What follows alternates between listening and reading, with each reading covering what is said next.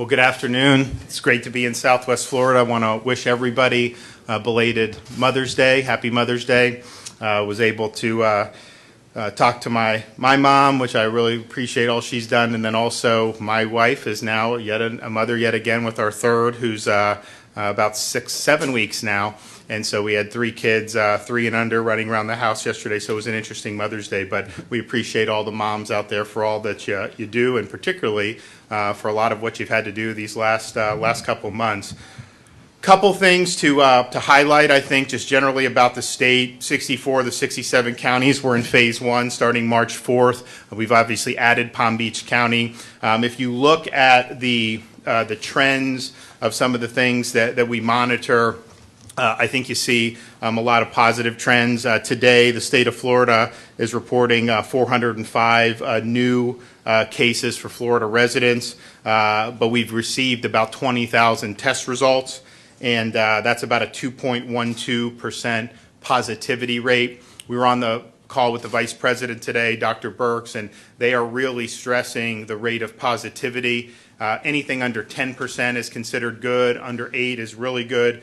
We in the state of Florida, since for May, we've not had one day where the new cases were more than 5%. It's ranged from 1.87 to 4.83, and that's been a pretty consistent trend, I think, over the last 2 weeks. Another thing, though, to look at as you look at the numbers, and it's not always made clear. Well, first of all, statewide, the trends are good. If you look at our ICU hospitalizations statewide, you go back first week of April, we were over 850 patients in the ICU statewide. Now, that is still much lower given our population than many of these other states, but nevertheless, that's where we were. As of last night, we are at 467 patients in the ICU statewide. Ventilators, 263 ventilators in use for COVID patients statewide. We've got, I think, 6,500 ventilators that would be available in the event that those would be necessary. But if you look at Phase 1 and want to see, okay, how are things going on Phase 1? If you look at the 64 Phase 1 counties, we are looking at about 200 people in the ICU. And the Phase 1 counties represent 16 million Floridians. You have 854 hospitalizations as of last night for the Phase 1 counties. Again, 16 million Floridians. To put that in perspective, if you take just Miami-Dade, and they have trended down too, and I think they're going to continue to do that, but if you look at the hospitalizations in Miami-Dade, there's more hospitalizations in Miami-Dade than in Collier, Lee, Pinellas, Hillsborough, Orange, and Duval combined, and it's not even close. And so as we look at Phase 1, look to see what's happening in those Phase 1 counties. For example, today's report from the numbers on May 10th, of the 405 new Florida cases, only 187 of them were in Phase 1 counties. And so out of the 16 million, 187 cases, then out of the 6 million with Southeast Florida, you have the majority of the cases still. And that's been a pretty consistent theme throughout this from the very beginning. Incidentally, the percent positive rate for just Phase 1 counties for the reports today, 1.43% of the tests, new tests, came back positive. That means 98.6 or 98.57 are coming back negative in Phase 1 counties. And so that's a good sign. We want to continue to monitor that, and particularly the hospitalizations and the ventilator and the percent positive. Those are really, really important. We've been in good shape, even including Miami, but obviously when you look at the 64 counties, it's even, I think, more significant. We also unveiled, both by sending to the hospitals, but also for our drive-in, serological testing, antibody testing. So we started doing this for first responders and for healthcare workers in some of our drive-through test sites. So they did it at the Hard Rock Stadium in Miami-Dade, Convention Center, the Palm Beach site in West Palm, and then at the Jacksonville Jaguars Stadium. this tests for whether your body has developed the antibodies which it creates in order to fight the disease. So if you have the antibodies, that means you had the infection and the disease at some point. Given that we now know probably the bulk of these infections lead to people developing either no or mild symptoms, particularly in the younger age groups, it's really important to do the antibody testing so we get a sense of how widespread this has been, particularly as we look back to figure out when it was first introduced into the United States, which I think is earlier than what people had thought previously. So the antibody testing, we had in Miami, it was about 10% of the people that went through tested positive. In Jacksonville, it was about 0.5%. And so you look to see the more prevalent antibodies in an area where you have more prevalent documented infections. And then a place like Duval to have 0.5%.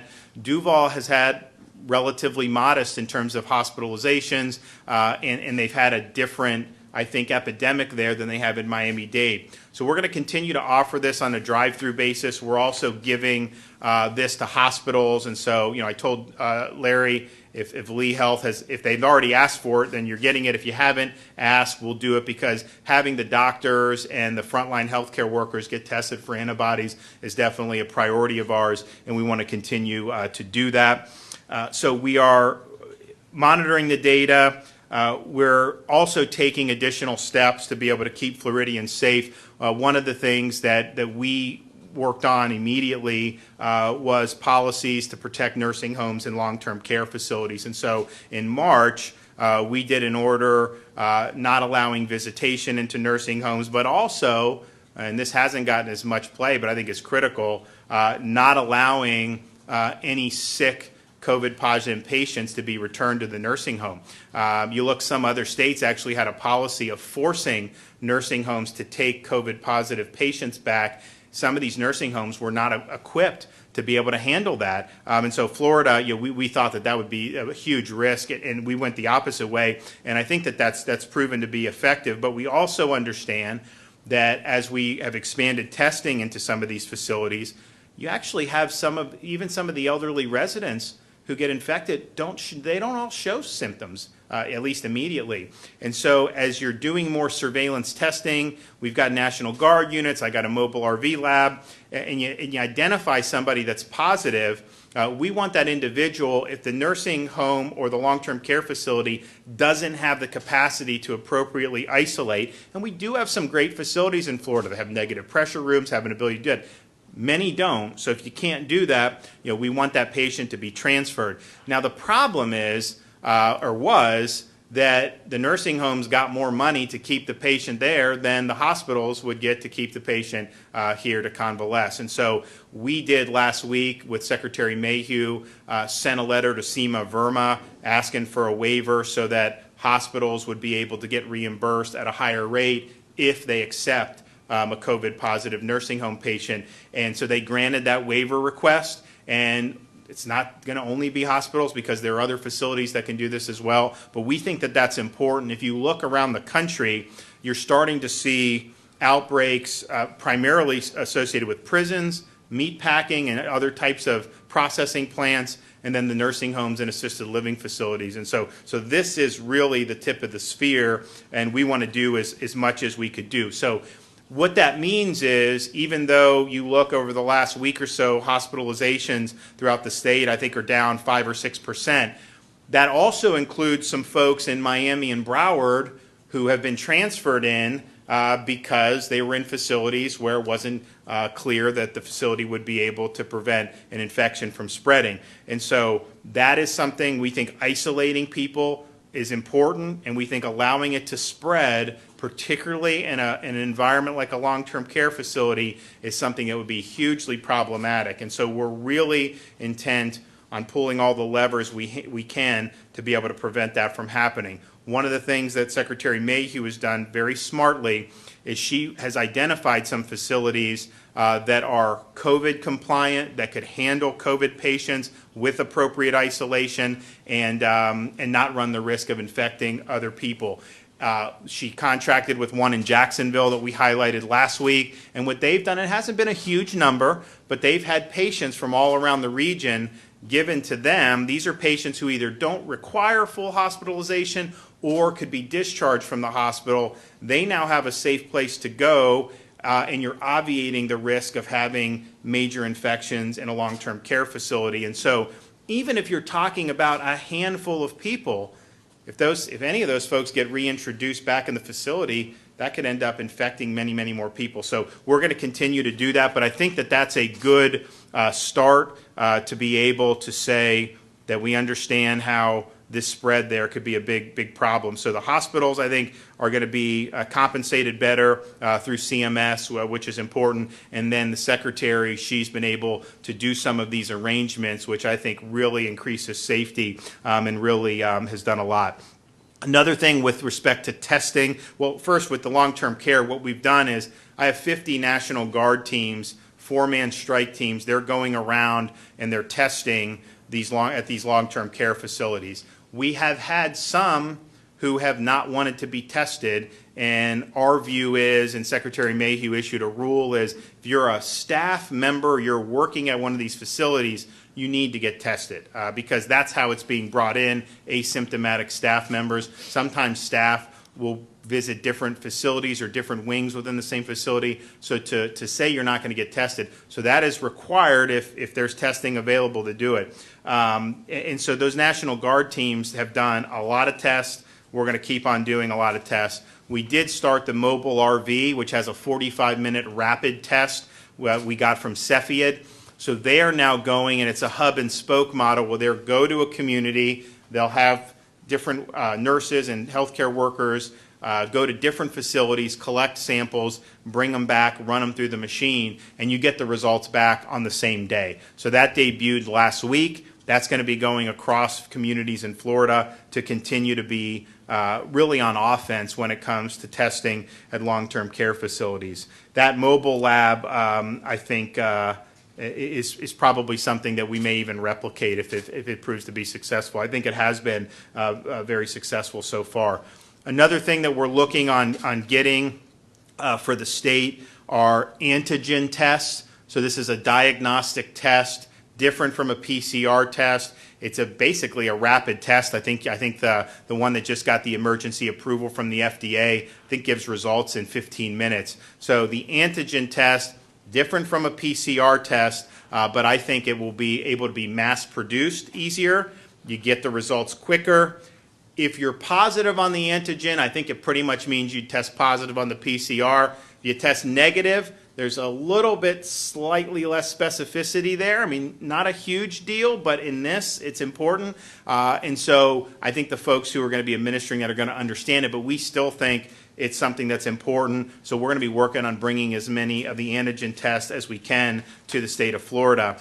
We also have the remdesivir, which is a therapeutic that just got approved by the FDA for emergency use.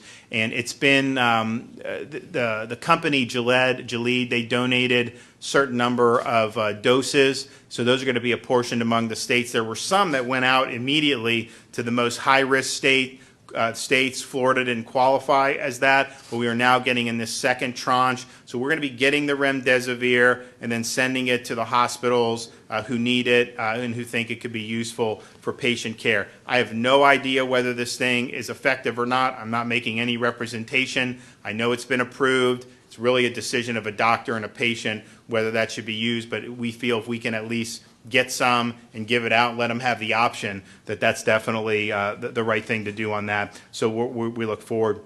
We've talked about PPE. Obviously, that's been an ongoing issue. The state of Florida, since this began, we will have, by the time this week ends and all our shipments go out, we will have sent to healthcare workers and first responders more than 25 million masks, more than 10.3 million gloves, nearly 1.7 million face shields, more than 1.1 million shoe covers, 462,000 gowns, more than 200,000 containers of hand sanitizer, 89,000 goggles, and 39,000 coveralls. It's been a very important mission, but it's really important to support the folks who are on the front lines. but we also recognize that our folks working in these long-term care facilities need protection as well. So just for long-term care facilities, the state of Florida has sent more than 10 million masks, 1 million gloves, 500,000 face shields, and 160,000 gowns. And I was able to go a couple weeks ago to the White House and kind of talk about some of the things Florida's done. The federal government was impressed with that. They've mimicked that, so they're now sending PPE to all the long-term care facilities throughout the country. So all our facilities will get even more PPE, which is great. But that's really important because if that's properly worn as required, that could be the difference between preventing one of the elderly residents from getting infected. Quick update on the reemployment. So this weekend, as I promised, it was going to be used to do a lot of processing. So Friday, Saturday, Sunday, the number of payments that were sent out or approved, 764,324. The number of unique claimants that represents is 669,120 unique claimants. New claimants that have been processed and now approved for payment, 166,609. So just from the weekend, you're looking at 442,695,297. So total, I think we're between 1.5 and 1.8 billion that's gone out. But I think certainly the new claimants being moved through was something that I told them we wanted to make sure people were seeing that, and so they have seen it. And so I appreciate them working all through the weekend to be able to make some more headway there. So finally, before I kick it over to Larry, I want to have the physicians talk about some of the things they're doing. Phase one that we did, it really, I think, generally was not a huge change from what had been going on. You did have a lot of retail that had been operating. Now you have more retail. Yeah, you did have supermarkets and people going to Costco and doing takeout. Well, now at a restaurant you could sit outside or limited seating inside. So in those senses, they were small steps to return to normal, but not a huge sea change. I think the biggest change with phase one has been bringing back online these quote-unquote elective medical procedures. And a lot of times people hear the elective and they think, well, is this like cosmetic surgery? No, these are things that are necessary. It may be elective as to when you schedule it, but you need to do it. And so to be able to get this back online, we now have healthcare systems around the state who are moving forward to bring people in to get them care that they really do need. And so I'm going to let them talk about that in a sec. But one of the things I would say is I've been to so many hospitals during this time, met with so many great physicians and hospital executives, and I can tell you these are very safe places to be. If you're having health problems, one of the things that people notice, not just in Florida but around the country, is when the pandemic hit in March, you started to see a huge reduction in people going in with heart problems, stroke symptoms, and most people don't think that those all of a sudden disappeared. It was people were concerned about going in a medical environment given the advent of the coronavirus. And I've not talked to a single physician that would recommend not coming in if you're experiencing those types of symptoms. If you need medical attention, this is a safe place to be. Come in here, see the doctors, and keep yourself healthy. Very, very important. And I would also say for parents, one of the things that we've noticed is a decline in the immunizations for children. The Surgeon General of Florida is a pediatrician. It's something that he will bring to my attention often because we have seen measles outbreaks in different parts of the country just before all this started. And so if you're not keeping up on that, that's a problem. And so follow that immunization schedule, continue to do it. It's safe to do it. It's the right thing to do. And he, our Surgeon General, very, very insistent on that message. So I'm glad to be here. I will turn it over to Larry. I want to thank him for working so hard over these last couple months. We were all bracing in March, and I know they were preparing very early, and I think we've been very successful in how they've managed this here in Southwest Florida. So I want to, one, just commend them for all their efforts, and then two, allow him to say a few words and then hear from our great physicians. Thank you, Governor. Thank you for being here today and for your leadership through this. We here at Lee Health have been planning since February for COVID-19, and we saw our first patient on March 6th. We set up our incident command center within a day, and we were doing remote testing within 9 days. At the forefront of all of our planning was the safety of our patients and our staff, and we took unprecedented efforts to make that happen, one of which was to suspend elective surgeries. Before the pandemic, we were doing approximately 300 surgeries a day. After the suspension, we dropped down to about 110. And we are ready now to restore doing elective cases on a safe, judicious manner. And this past week, we increased the count to about 165 cases a day, which represents about a 40 to 50% increase from our baseline, but still puts us at about half of what we were doing beforehand. We know that there are patients out there who need surgery. As Governor DeSantis said, these are necessary surgeries, although they may be elective, and we want to assure the community that it is safe to come in to have these procedures. It is safe to come to our emergency room if you're having symptoms that require emergency care.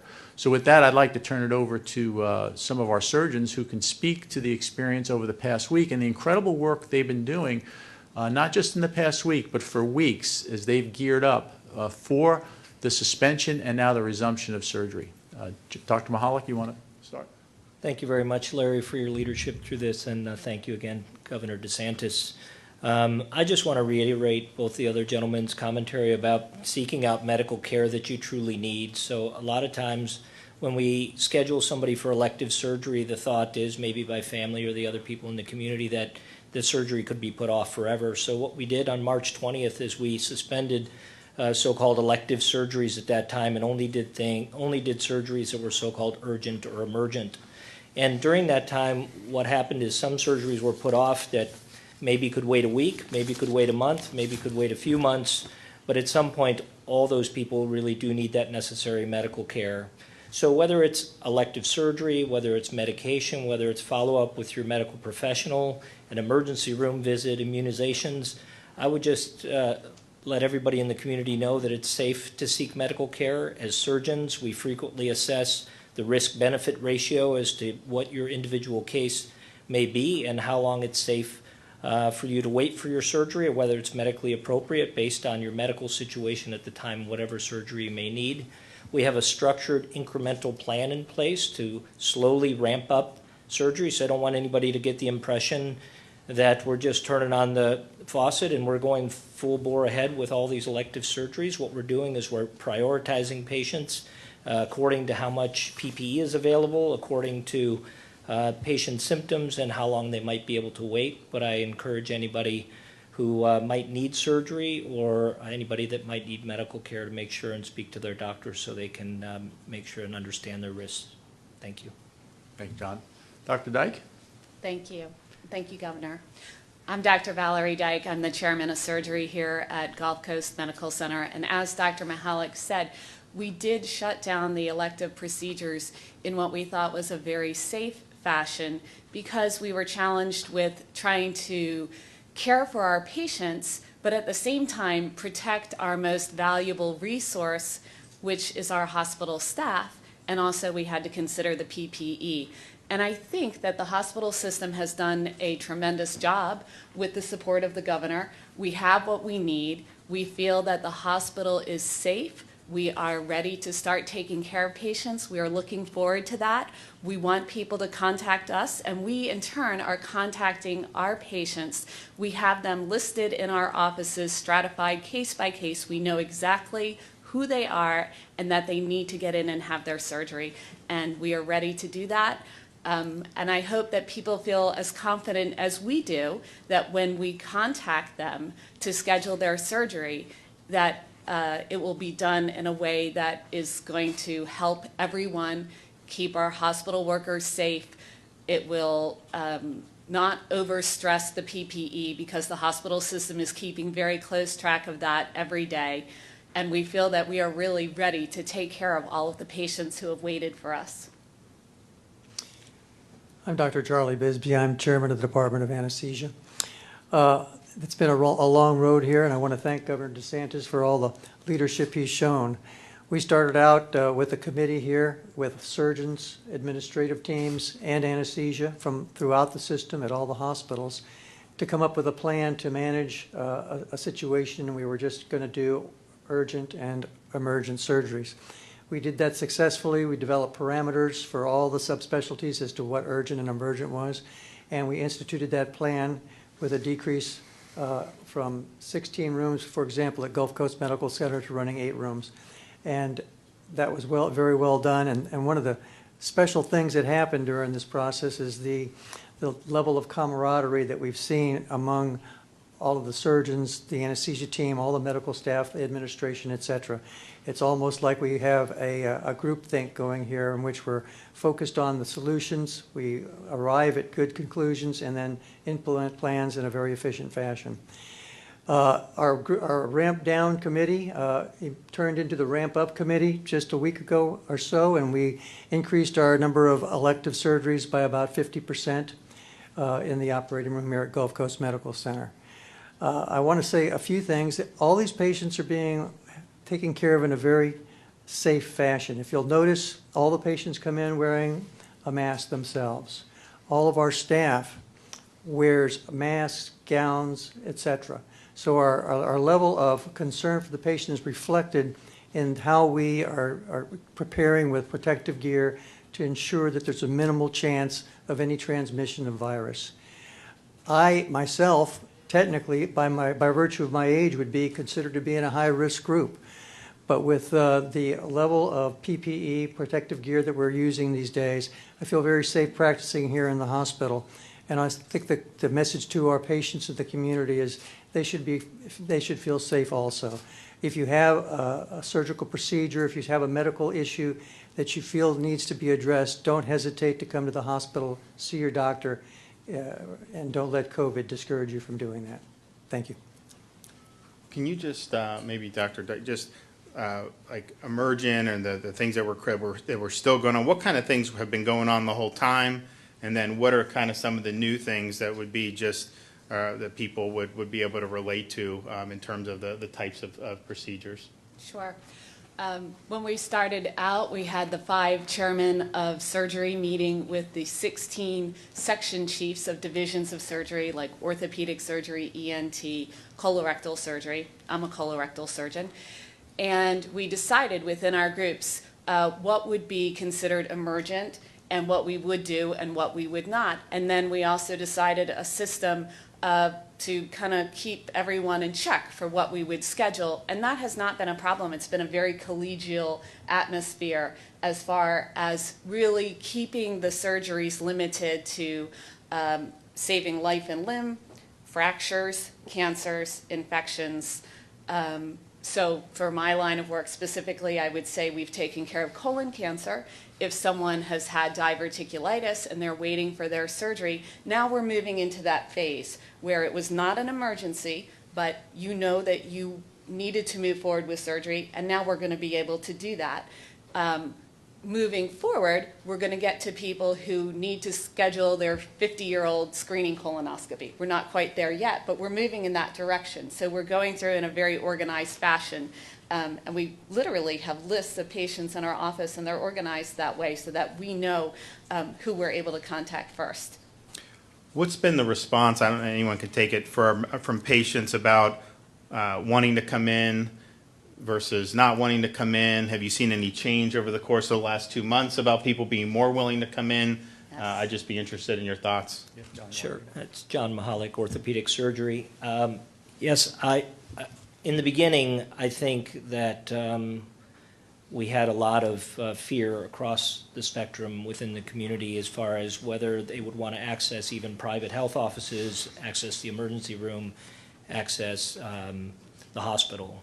And it seems as people are becoming more comfortable with the data, more comfortable with where the virus is, that people are beginning to seek out more care, and that seems to be apparent by the volume of patients we're seeing in the office and the response we're getting from patients when we're contacting them, letting them know that their semi-urgent surgery that could be delayed now can be done since the elective surgery ban has been lifted. So we're now moving to a phase where I would say we still do have some people in the community.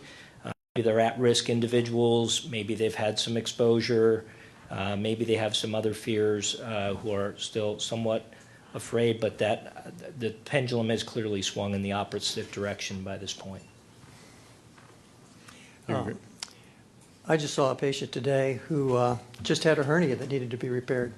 And talking about urgent and emergent situations becoming more necessary as time goes on, he has a wife that is somewhat of an invalid, and he has to lift her frequently, and the hernia was getting worse and worse. And so he expressed to me today, in the preoperative area, how happy he was to finally be able to get this surgery done. So I think we're seeing this across the board, that patients want to come and have this surgery done. It's not unnecessary surgery. It's surgery that needs to be done, and they've waited a long time to have it done. Great. One thing I'll just say, just generally for the folks in the community, we have drive-through testing sites throughout the state. We do have one, and I know the hospital here has done a bunch of great testing. There's a lot of great testing going on apart from what the state's supporting. We have, at our drive-through sites, have done about 130,000 tests. We also have walk-up sites where we put, particularly in underprivileged neighborhoods, and that's done about 20,000. We've only been really doing that for a few weeks. And then obviously our National Guard and our RV. So very, very important. But with the drive-through sites, and the one in Lee County is at CenturyLink, we can accommodate a lot more than people are showing up. We did 2,200 tests yesterday. Now, granted, some of them were closed because it was Mother's Day, but I think if you look, we're typically seeing between 4,500 and 5,000 people come through all our sites. The average for the one in Lee County has been 244 people. That could accommodate 750 a day, no problem. So if people want to be tested, this is certainly one avenue that you can go, and we'd encourage people to want to come out and be tested. It's important to have access to testing throughout the state, which we've worked really, really hard on for the last couple months. We do have sites in most of the areas, certainly with any populated area at this point, but we just need more people to want to go out and get tested. And look, maybe just people don't feel sick, which is a great thing. But even if you don't feel symptoms, if you think maybe you were in contact with someone who has tested positive, or you just feel a need to, we would encourage you to come out and to get tested. So, and with that, I'll take some questions before I have to get going. So there are people I asked within DC2. There are monitoring social media, thousands of people who are still asking why they haven't gotten a check after 9 weeks. What could we say to them? And we're also hearing about sporadic payments going out. People may be getting $1 or $2 $600 checks. So I went over the figures. I told the folks. So by the beginning of last week, there had been close to 500,000 unique claimants paid, and there had been over $1 billion that had been paid out. But then we did hear some people say, hey, I've been in the queue.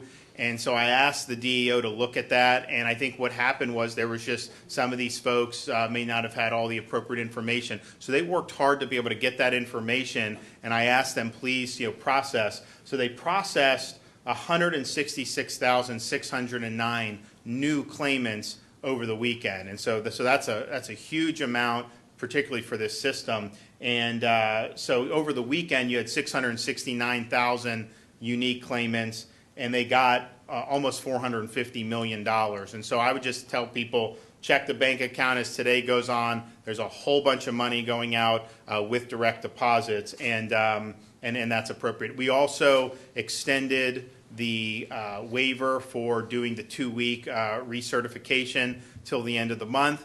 And we did that partially because even in phase 1, it's not like the economy's 100% back. But then 2, we really want to use the system to process as many payments as possible. And if you have 500,000 people going on just to do that, when we know they're probably still unemployed, it's probably better to waive that for the time being, further waive it, and really focusing on the processing. And so I think that to pay out almost $450 million in one weekend, I I think is much better progress. I mean, compared to where we were 6 weeks ago when the system was basically dead, I think that that's the type of progress I want to see. I realize it's not 100%, but I think that we've come a long way. Governor, on unemployment, can I, one more question on unemployment. So people are still, as of this morning, having trouble logging onto the website. You said, call if you need help, if you suspect that there's an issue with your account. They cannot reach people over the phone, or they're getting people over the phone. So the system this Sunday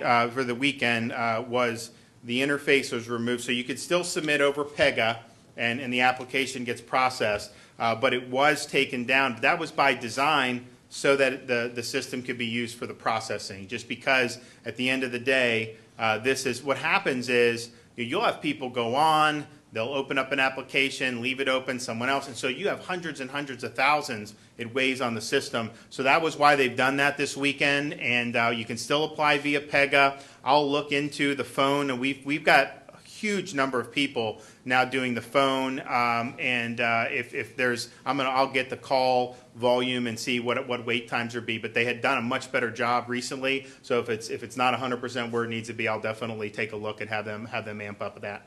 Governor, as of this morning, so Fox 4, yeah, Rob Mance with Fox 4, sorry. As of this morning, the unemployment, or the rejection of unemployment claims is at 32.5% through the Florida Department of Economic Opportunity. They're advising people to reapply if that happens for federal benefits. Why aren't they just being considered for those Federal CARES Act benefits on the initial application? So just so people know, in a normal situation, the majority of people who apply for unemployment don't qualify. Now here, we do have, I think, clearly a majority, 60-some% maybe, that if you don't qualify, so say you're like a gig employee, you would not qualify under Florida law. That's just the way it goes. But you would qualify under CARES Act. So you should get pushed for the $600 automatically. Now, if you don't qualify for either, then there's this PUA, which is kind of pandemic relief for people not tied to them necessarily having lost a job, and that the money was only recently given to the states, so that's in the process of being pushed out. And so I'm going to ask DEO to put out some more information on that so people have it. But that would be something, if you don't qualify for unemployment, but you still need some relief, that is what that CARES Act money is for.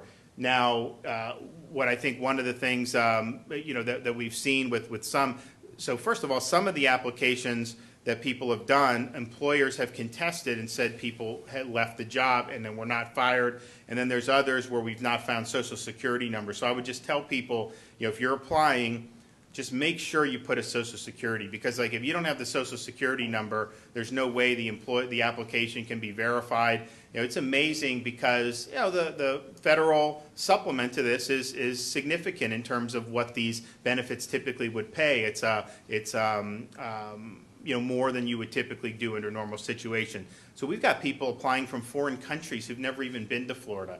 We've got people applying from other states who've never, that we can tell, have ever even worked in Florida. So there's just a lot of things that you have to go through in terms of fraud detection. So if you have that Social Security number, then it makes it a lot easier. One of the things I had the DEO folks do this weekend was to make sure that they were more quickly processing people in terms of making a monetary determination that had been holding some people up. I said, you got to do it quicker, and they did do it quicker, and we're able to push through a lot of folks. So, we're looking at now, we're going to be close to $2 billion, I think, as we continue to process over the weekend, and the bulk of that is probably in the last 4 weeks, once the system got a little bit better.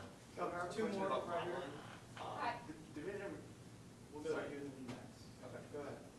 Ryan Mills, USA Today, Florida. Question about modeling. The Division of Emergency Management has said that one of the models they're looking at is the University of Washington model. Has that been accurate so far? Have any of the models been accurate so far? Do you regret ever looking at the models? What models? I guess I'm curious. So what I looked at was I looked at the facts. I looked at the data we were getting in Florida. So for example, there would be some models that would literally come out and they would say the next day Florida is going to have 4,500 people hospitalized. And then I would look and see how many people are hospitalized. Oh, well, 1,600. I was like, all right, are we going to have 2,900 people all of a sudden? No. And so what you got to do is you have to look at hospitalization rates. You got to look at how these, the new infections, the positivity rate, but then look at it with that perspective. And I think what I found on these models is they have assumptions that are totally unreasonable, but then also they have no appreciation for how individual states are dealing with this. For example, how do you model Florida denying access to nursing homes and saying you can't send sick patients back to a nursing home versus other states that didn't do that and actually required sick patients to go back? Is that in their model in terms of how many people would end up? Obviously, I think that's made a huge difference if you look at Florida's rates versus some of these other states' rates. How do you model Florida moving to phase 1 with 64 counties and then not with, say, Miami-Dade? And I've not seen any appreciation for any of that. And so we're going to continue to go based off the facts. But look, these models, there was one model that was printed in newspapers that said by April 24th, Florida would have 464,000 people hospitalized. Now, for those who know this business, Florida's only got 70,000 licensed hospital beds statewide. So to have 464,000, that would mean you have 300,000 people who are ill and in need of hospitalization who would have no place to go. Yeah, we could build some field hospitals. We can't build 300,000 beds. That wouldn't have worked. So you're really projecting massive fatalities, 100,000, 200,000 if you really look at that. And that was something that was being printed in newspapers. What was the actual number of people hospitalized on April 24th in the state of Florida? About 2,100. So a little bit different in terms of what was projected on that. And so I think that when you go by the facts, when you actually know what's happening on the ground, when you actually understand the diverse communities that we have, when you understand how people operate, when you understand what doctors are seeing on the ground, when you understand what hospitals are seeing on the ground, that's how you make these decisions. But let's just be honest, the models have not been accurate, and Division of Emergency Management may do it, but I can tell you, I've talked with Jared multiple times about we need to go based off facts and based off evidence and not go based off conjecture. Are there models that you look at that Hi, you were not? Morgan Reiner with Link News. Good afternoon, Governor. State sales tax revenues are way down. For the month of April, it's projected to be well over $1 billion. School districts here across Southwest Florida and across the state are preparing themselves for budget cuts. What can we tell them to expect when, and might you suggest a tax cut as projected in the Sunset Goals? So we're looking at this now. Obviously, we receive money from the Federal CARES Act. We obviously are looking to get our economy back up on its feet, which I think will be important. And so we're monitoring the collections. We also are looking to see what's happening in Washington, D.C. I specifically have put off accepting the budget or looking at the budget because I wanted to see how all this went out. Remember, we started doing 15 days to stop the spread. And that was basically, there were some restaurant limitations, bars, all that, but it's supposed to be 15 days, and then it went into another 30. And so I think that's caused a lot of problems throughout the country.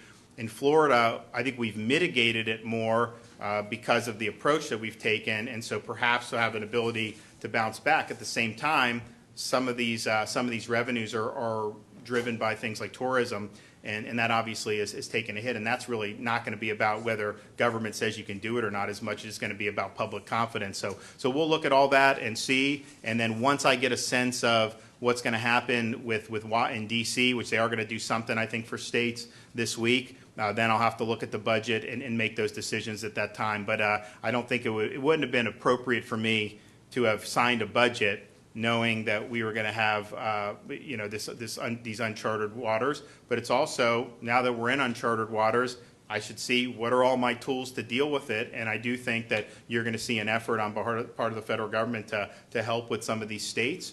And fortunately, Florida is a state that is had been healthy going into this, and so whatever is done for some of these other states, if that's done for us, that's going to make it much better. So stay tuned on all that. Hopefully, we'll be able to figure out where we're going to go. I don't think we're going to need to do a special session for the rest of this fiscal year, but I think obviously looking at next year's budget, really going to be determined on what what we're looking at in terms of economic recovery, but then also what type of federal assistance that we get. Thank you. Governor, one more question regarding testing. Thanks, Governor.